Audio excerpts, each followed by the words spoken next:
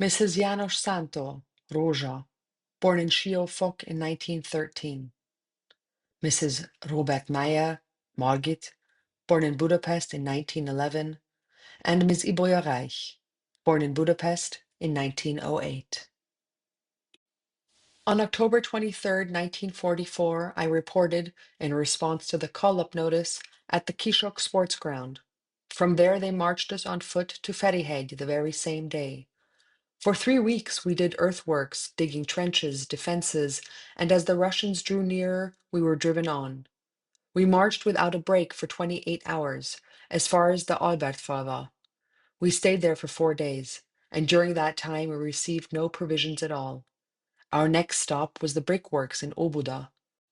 We were told that we would be given discharge papers there, and that was why we did not flee. They drove us on foot to Hegyeshalom. The whole way we hoped they would not take us out of the country. From Hegyeshalom we were transported in wagons almost as far as Berlin. From the edge of Berlin, they then sent us back again at express train speed to Zundorf. What we saw there looked like a leper colony. It was the most dreadful experience of our deportation. I can scarcely speak about it. The dead lay in heaps, and there, apparently, no one needed gold. Watches and wedding rings were still on the bodies. The corpses were thrown into the pit in bundles. The cause of the high death rate was, to a large extent, typhoid fever. Most of the dead were older people. Everyone was already over 40. In Suendorf, we were loaded into wagons again and taken straight to Ravensbrück. We women from Budapest, 3,600 of us, lived in a large tent. Sadly, it was there that most of us died. We received no provisions, suffered from the bad treatment and from the cold. We were beaten and kicked constantly.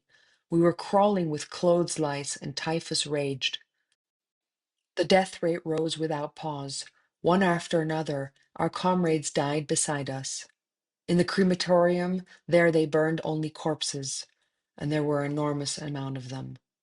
Our clothing consisted of light summer clothes. They did not even give us a headscarf, and so, even in the bitterest cold, we had to work outside. We shoveled sand. On January 9th, 1945, they loaded us up again, and after 3 days of travel, we arrived in Penig. There were 800 Hungarian Jewish women there, and we worked in an aircraft factory. The already dreadful, inadequate rations were cut further and further. We had no water. We washed ourselves with black coffee. Any other personal hygiene was impossible. Many of us had sores and spots all over our bodies from vitamin deficiency. We developed infections. We had to walk 8 kilometers to our workplace every day, uphill and downhill, at a forced marching pace. Our work supervisor was an ethnic German from Hungary who spoke Hungarian well. He treated us very badly.